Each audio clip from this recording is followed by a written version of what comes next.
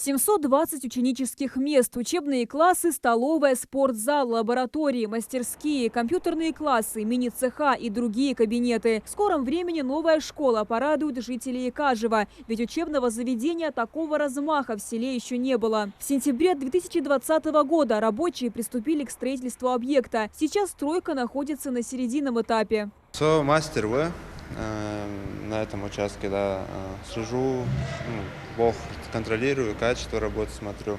Сейчас мы находимся, у нас это самое главное входное помещение, холл, общая облицовка. Сейчас закончится каменная облицовочная работа, начнутся внутри отделочные работы. Особая гордость проектировщиков – фасад будущей школы. В качестве материала строители будут использовать современный композит. А на прилегающей к учебному заведению территории предусмотрены игровые площадки, тротуарные плитки и, конечно же, озеленение. Сейчас здесь работают монолитчики, работают параллельно камешки работают.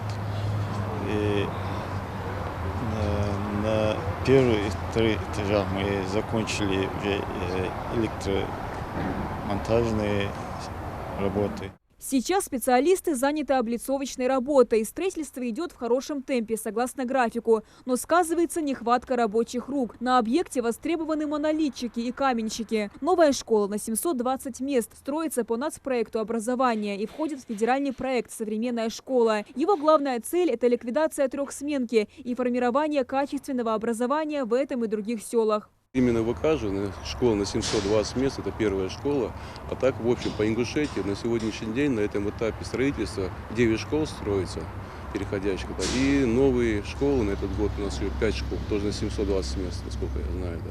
Плюс детские сады, порядка 7-8 детских садов на 220 мест. Вот школы в эксплуатацию – еще один шаг к ликвидации двухсменного образования в школах села. Закончить строительные работы здесь планируют до конца декабря 2021 года. Амина Бокова, Хасмагомед Майсигов, Новости 24.